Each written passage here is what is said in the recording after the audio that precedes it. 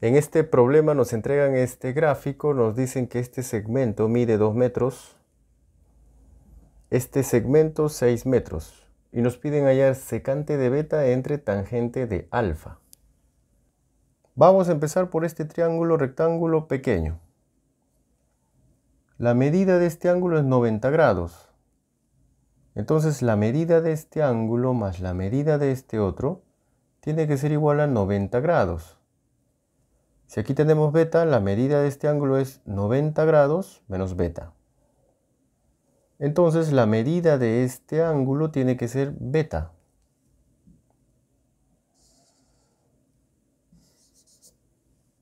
Observamos este triángulo rectángulo. Conocemos la medida de uno de sus ángulos agudos y la longitud de uno de los catetos. Ese cateto es el cateto adyacente a beta. Entonces vamos a aplicar uno de estos tres casos. Estamos en este caso. Conocemos la medida de uno de los ángulos y la longitud del cateto adyacente a ese ángulo. Si queremos hallar la longitud de la hipotenusa, vamos a multiplicar la longitud del cateto conocido por secante de la medida de este ángulo. En este triángulo vamos a hallar la longitud de la hipotenusa, que es igual a la longitud del cateto conocido por secante de beta.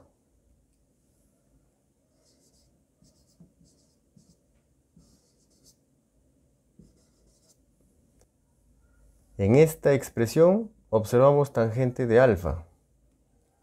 Podemos hallar tangente de alfa usando este triángulo rectángulo.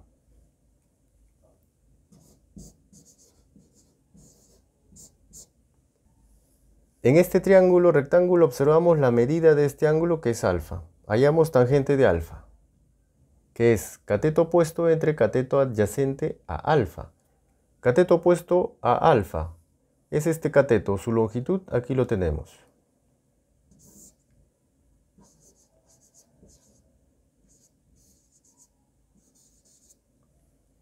Cateto adyacente a alfa es este cateto, su longitud 6 metros. Simplificamos los metros. Mitad 1, mitad 3. Pasamos a multiplicar y tangente lo pasamos a dividir.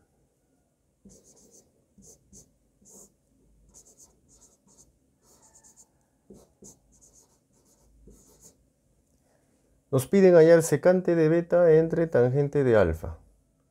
Y eso es igual a 3. Y aquí tenemos la respuesta.